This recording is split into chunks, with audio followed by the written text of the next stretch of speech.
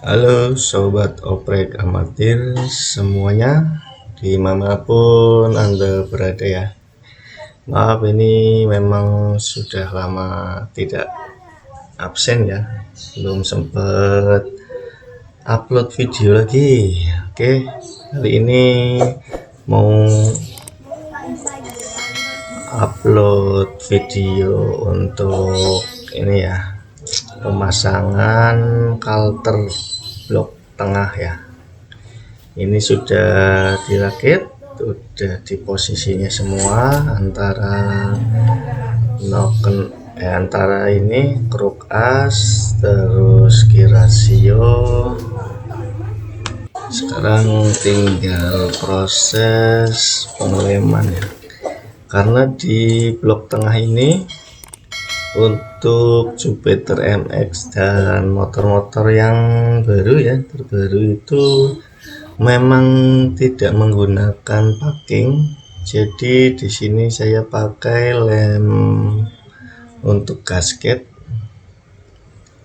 Saya di sini menggunakan lem tribun ya. Emang lem tribun ini memang karakter lemnya itu berbeda dengan karakter lem yang seperti lem akuarium itu yang gel. Kalau tribun ini memang lebih lembek. Untuk lem tribun ini lebih cepat kering, kemudian dia tidak gampang lepas ya. Jadi untuk dicampur dengan oli tidak mudah terkelupas, sehingga diharapkan itu tidak bercampur dengan oli dan nanti menumpuk di atau menyumbat di saluran oli, karena saluran oli itu benar-benar kecil sekali. Jadi kalau ada sumbat kotoran yang menyumbat atau sumbatan di saluran oli, maka itu mesinnya akan rontok biasanya. Jadi si part-part dalam mesin itu tidak terlumasi oli, sehingga nanti menjadi aus. Contohnya misalkan saluran yang ke bagian head mesin, di situ ada noken as juga, itu bisa baret, terus kemudian terkikis sehingga kinerja noken asnya tidak maksimal. Contohnya misalkan sudah terkikis di noken as, maka klep itu tidak membuka dengan maksimal.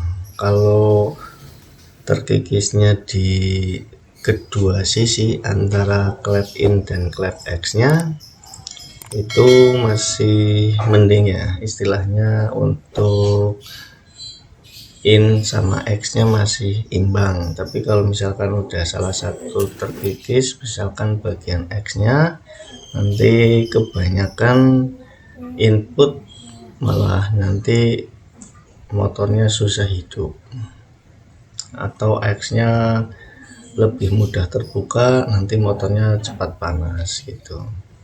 Kemudian kalau misalkan yang tersumbat untuk bagian di kruk as yang ada saluran menyemburkan oli ke piston untuk melumasi bagian piston ya, yang samping-samping piston itu, maka biasanya bloknya cepat baret. Nah, itu makanya sebetulnya saluran oli itu benar-benar penting, makanya dirawat dengan seringnya mengganti oli secara teratur. Kemudian yang di saringan oli, filter olinya biasanya diganti setiap 2 kali ganti ini ya, ganti oli 2 kali ganti oli, terus saringan filternya diganti. Itu biasanya kalau saya begitu. Kalau misalkan mau 1 kali ganti oli langsung ganti filter, biasanya terlalu boros. Walaupun sih untuk filter oli biasanya yang jenisnya filter masih kayak kertas itu biasanya murah sih. cuman berapa ya, di bawah 10.000 kalau nggak salah. Tapi kalau yang bagus yang udah memakai sistem kayak saringan kawat itu harganya bisa mencapai 100 ribuan mungkin. Itu lebih awet karena bisa dibersihkan. Oke, setelah kalternya yang sebelahnya dipasang, maka bisa dilakukan pemukulan kalter ya supaya ke bawah. Itu menggunakan palu karet, atau kayak di sini saya menggunakan ujung palu yang pakai karet supaya apa? Supaya bagian yang terkena pukulan ini tidak penyok. Nanti ini kan untuk dipasang untuk blok sampingnya. Kalau misalkan terjadi penyok dipukul menggunakan besinya, biasanya nanti akan menimbulkan gelombang atau bergelombang ya si bloknya. Kalau tertengah atau bloknya itu bergelombang, maka untuk pemasangan gasket atau dilem itu kurang maksimal, biasanya terjadi kebocoran. Itu yang biasanya terjadi ketika mesinnya itu bocor atau olinya rembes.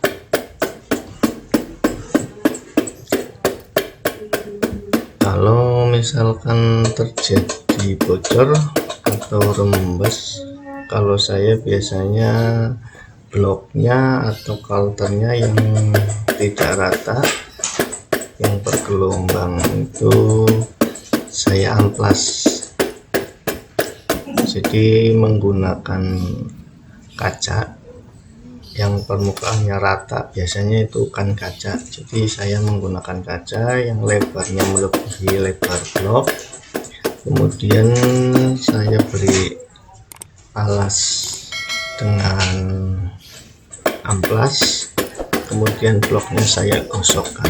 Oke, kita coba lihat pemasangannya atau bloknya dulu ya sampai selesai lagi, nanti kita bahas lagi.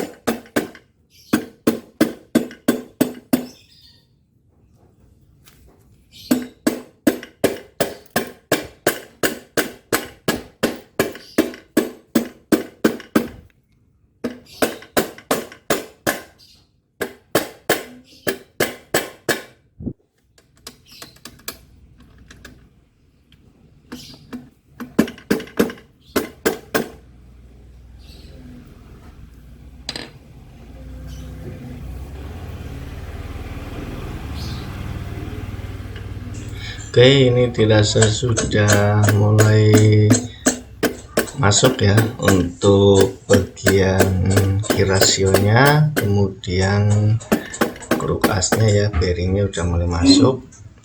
Kita ganti dorong menggunakan baut langsung, jadi sudah tidak usah diketok-ketok lagi. Ini sudah mulai rapat, sudah bisa menggunakan baut. Nanti kita ganti dorong atau tarik menggunakan baut. Nah, ini kan masih ada jeda ya, kelihatan ya di sini ya, masih ada rongganya tengah-tengahnya. Jadi saya langsung kaitkan dengan menggunakan baut. Bautnya yang saya pakai sebelah kiri dulu, karena kebanyakan baut itu kan sebelah kanan. Ini untuk mengunci kruk asnya dulu. Bagian baut sebelah ini untuk mengunci kruk asnya dulu. Biasanya kalau udah terkunci kruk asnya, bagian lain sudah tinggal menyesuaikan, asalkan tidak ada yang miring. Makanya tadi tujuan pemukulan tadi itu supaya pemasangannya tidak miring, sembari kita mengecek untuk perputaran shift drum ataupun pemutaran untuk gear-gearnya. Oke, udah ya. Jadi kita mulai pasang yang bagian-bagian lain, sudut-sudut yang lain yang belum tertutup, kita langsung menggunakan baut yang kecil lagi ya, baut bloknya kita pasang sekalian. Ini sudah mulai rapat, sudah tertutup atau sudah menggabung ya. Yang bagian tengahnya ini bagian kerupasnya ditarik menggunakan baut, sudah tertarik bagus ya, udah mulai rata. Kita tinggal baut yang samping-sampingnya aja, sebelah-sebelahnya. Jadi untuk pemasangan blok ini sebenarnya gampang susah ya, harus lebih teliti dan kerjanya lebih santai, tidak bisa terburu-buru pasang-pasang semuanya.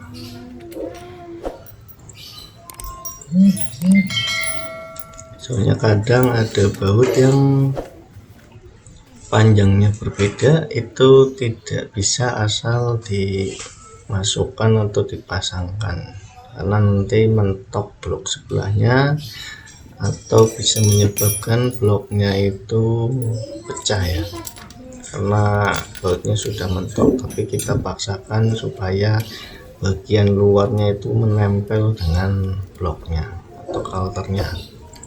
Jadi untuk pemasangan itu harus lebih teliti dan lebih berhati-hati untuk pemasangan ini. Kemudian untuk bagian pertama, jika memasang baut seperti ini jangan langsung kencang, kita pasang terus dibaut sampai sampai nempel ke bagian blok saja. Jadi tidak usah dikencangkan, cuman menempel dulu.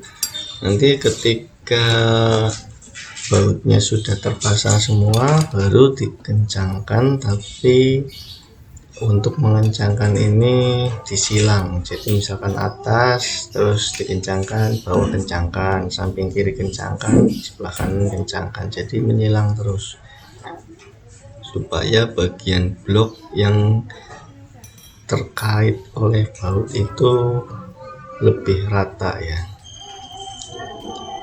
Oh ya, tadi yang di baut pertama itu untuk blok itu sebelah kanan ya berarti ya, karena ini bautnya sebelah kiri yang banyak. Biasanya itu baut untuk kruk as dengan baut yang lain itu berbeda posisi, berlawanan. Baut blok itu sebelah kiri, baut kruk asnya sebelah kanan, atau baut bloknya sebelah kanan berarti baut kruk asnya sebelah kiri. Biasanya berlawanan untuk penguncinya. Bisa juga ada yang tanpa pengunci tengah, jadi langsung baut blok kiri semua atau blok kanan semua. Oke, di sini sudah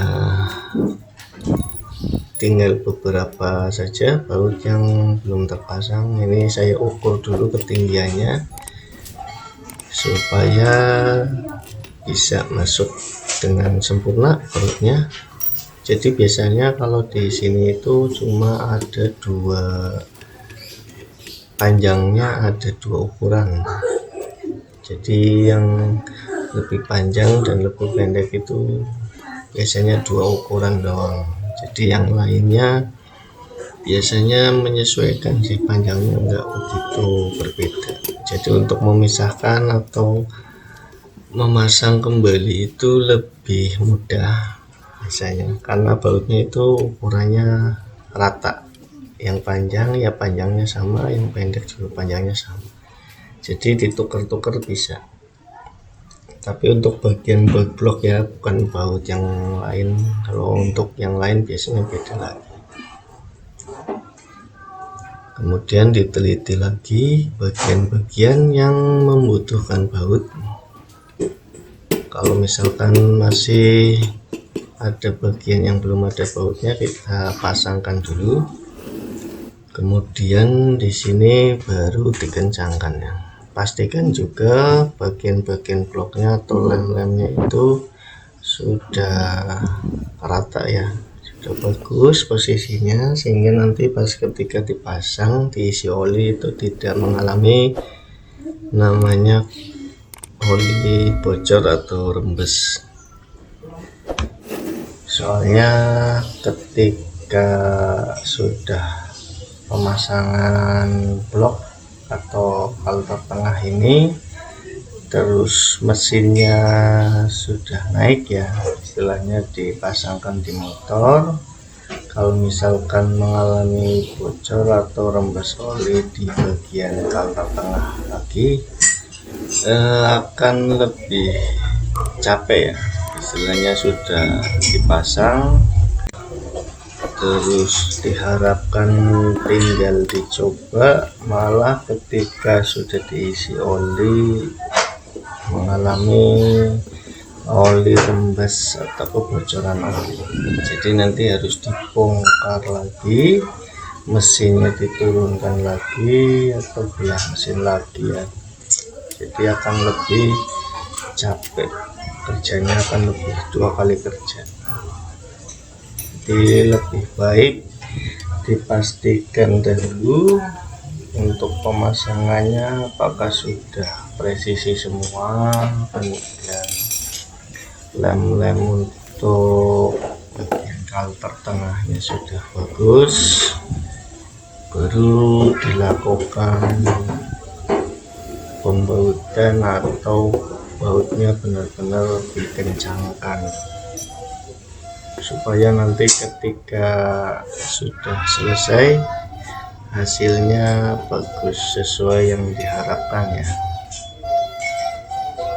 Jadi tidak 2 kali kerja, bongkar pasang lagi, supaya lebih efisien juga, waktunya lebih efisien, tenaga yang dikeluarkan untuk kerja bongkar pasang juga lebih hemat ya, istilahnya mengeluarkan tenaga sekali hasilnya langsung mantap, langsung oke, tidak terjadi kebocoran.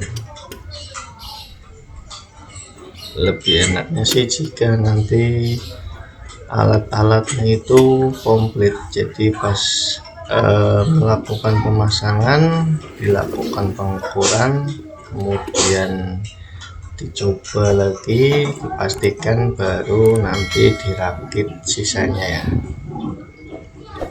Kalau tempat saya ini memang alatnya nggak komplit amat, jadi pemasangan kruk asnya ini dilakukan ya langsung pasang saja. Jadi beli, kemudian pasang bearing, pasang untuk gigi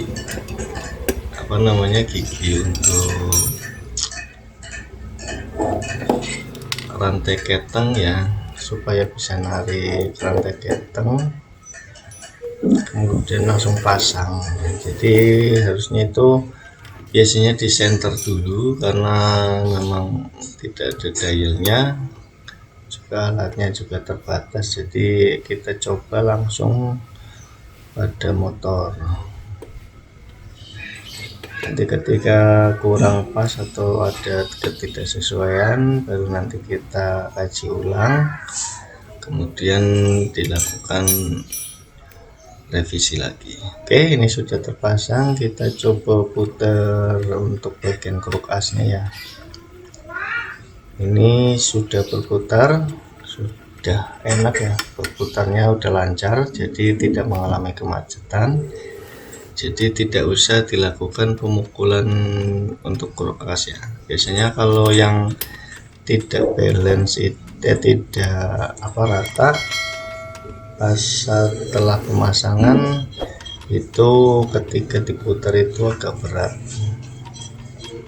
Ini lebih enteng, jadi Untuk proses pemasangan kulkasnya udah oke. Kemudian kita coba untuk gigi-giginya ya, ini diputar, shift drumnya terus diputar, ini giginya dirasakan bisa semua atau tidak, diputar-putar lagi untuk gigi 1 sampai gigi 5. itu ketika sudah bagus, sudah oke mengkait semua gigi 1 sampai gigi 5 nya, terus netralnya juga dicek. Ketika sudah oke semua, baru kita pasang lagi atau dirakit kembali ya. Oke, yang ini sudah oke semua, perputarannya lancar, tidak ada halangan. Semoga nanti hasil kulkasnya bagus. Kita tinggal mengkaitkan untuk stopper shift drumnya. Oke, sudah terpasang semua, kita tinggal lanjut ke proses pemasangan dan perakitan berikutnya. Oke, terima kasih sobat yang sudah menonton. Yang baru join silahkan tombol subscribe dan like, juga komen jika ada pertanyaan. Terus jika dirasa videonya bermanfaat atau ada kawan atau sahabat lain yang membutuhkan, bisa di-share ke sosial media kalian ya, ke teman-teman yang membutuhkan. Oke, terima kasih, semoga videonya bermanfaat dan pengetahuannya kita bisa berbagi pengetahuan. Oke, terima kasih sobat sudah menonton.